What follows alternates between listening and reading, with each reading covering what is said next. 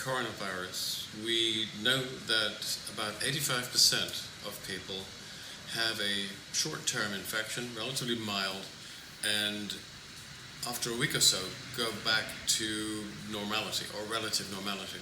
We know that 15% go on to become more ill and will require hospitalization. What is it that determines whether you're going to be in that 85% group or the 15% group? Now, we know that there are risk factors including obesity, age, smoking, and comorbidities, but I'm not going to talk about that for the moment because I think that there's another factor which has been overlooked and which may be more important. And here the time course is important. After infection, there is a period of up to 7 or 9 days during which there will be a viremia. That is, the virus is detectable in blood, in the back of the throat, and certain other tissues. And during that phase, you might have a sore throat, headaches, mild fever, a few aches and pains. And the fork in the road at this later period, at 7 to 9 days, the ones who go downhill move towards viral pneumonia, which then becomes a mixed viral, bacterial, and finally fungal pneumonia. The time course is important because if the critical events that determine whether you're in the 85 or the 15 group are occurring within such a short time frame, that means that it is the innate immune system that is deciding whether your immune system will get on top of the virus and you'll recover or not. Now, the innate immune system is interesting because it's very susceptible to dietary influences. So, for example, its cellular components, such as neutrophils, macrophages, can only function optimally if you have 1,3,1,6 beta-glucans in the system.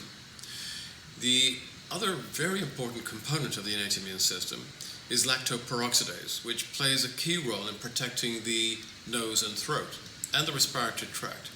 And that is an enzyme that depends on the presence of iron as a cofactor and cyanogenic groups to produce hypothiocyanous and hypothiocyanate ions. Now, we know that the coronavirus is vulnerable to hydrogen peroxide and to hypothiocyanous and hypocyanate ions. Both of these compounds damage the structure of the virus and prevent it from re-entering a cell and multiplying. Now, the innate immune cells produce hydrogen peroxide, and for that you need the 1,3,1,6 beta-glucans. The enzyme lactoperoxidase produces the hypothiocyanous and hypothiocyanate ions, and for that you need the iron, you need the cyanogens. And we've included all of these in one single nutritional package, which is Extend.